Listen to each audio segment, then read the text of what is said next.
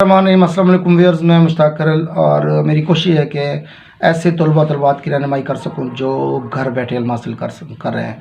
ख़ास तौर पर मैं इंग्लिश के स्टूडेंट्स को बहुत ज़्यादा मुश्किलात पेश आती हैं क्योंकि उनको कोई ट्यूटर ईज़िली अवेलेबल नहीं होते।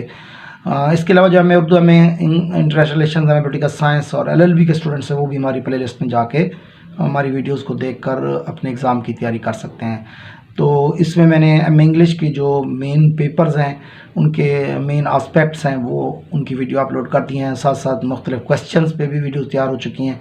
अब हमारा सिलसिला चल रहा है लिटरेरी टर्म्स पे। हम छोटी छोटी टर्मिनोलॉजीज़ पे बात कर रहे हैं, उनकी वजाहत कर रहे हैं कि वो टर्म्स क्या होती हैं। आज की हमारी टर्म है एलेगरी। एलेगरी बेसिकली एक ऐसे पीस ऑफ आर्ट को कहते हैं जिसमें सतही मीनिंग और डीप मीनिंग में डिफरेंस हो। बज़ाहिर जो मीनिंग नज़र आ रहे हैं वो कुछ और हों, जो पस पर्दा उसका मफ़हूम हो कुछ और हो। इसमें अगर आप फेरी क्वीन की एग्जांपल लेना चाहें तो मॉरल एलेगरी हमारे पास मौजूद है। बज़ाहिर तो वो एक नाइट है, रेड क्रॉस नाइट जो है वो एक सफ़र पे जाता है और उसको रास्ते में मुख्तलिफ़ किस्म की बलाओं मुश्किलात का सामना होता है। वो एक क्वीन को खुश करने का सका। लेकिन अगर इसका एलिगोरिकल मफ़हूम देखना चाहें तो ये इंसानी स्ट्रगल है, इंसानी ज़िंदगी की स्ट्रगल है। रास्ते में जगह जगह पे जो शैतान है उसको भटकाने की कोशिश करता है और बिलाखिर इंसान जो तमाम मसाइब का बहादुरी के साथ मुकाबला करता है वो अपनी मंजिल को पहुंच जाता है। तो मफ़हूम बज़ाहिर लग रहा होता है, सादा अल्फाजों में कुछ और लग रहा होता है, लेकिन अगर उसका डीप मीनिंग में देखा जाए तो वो कुछ और होता है।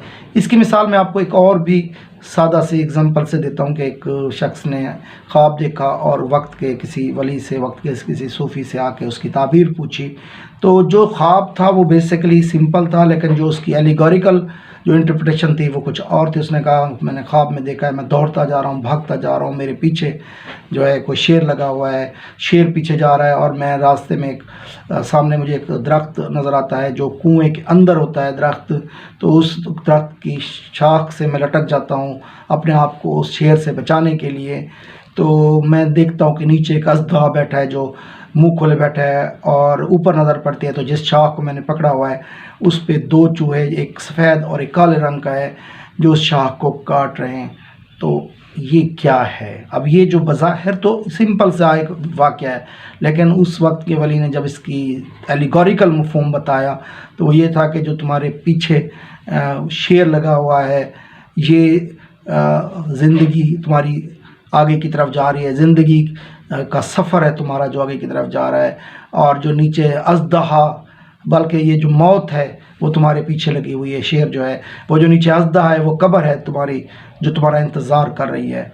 और वो जो सफ़ेद और काले रंग के चूहे हैं वो दिन और रात हैं जो तुम्हारी ज़िंदगी को काट रहे हैं। और फिर ऊपर से एक शहद का छत्ता है जहाँ से थोड़ी सी शहद गिरती है तो कहते हैं कि वो शहद जब मुँह में आती है तो वो फिर उसको ये बात भूल जाते हैं कि नीचे अज़दा भी है और पीछे शेर भी आ रहा है। तो बताया गया कि ये शहद का छत्ता बुनियादी तौर पर ये दुनिया की लज़्ज़तें हैं जो कुछ देर के लिए आपको मौत से भी गाफिल कर देती हैं, कब्र से भी गाफिल कर देती हैं।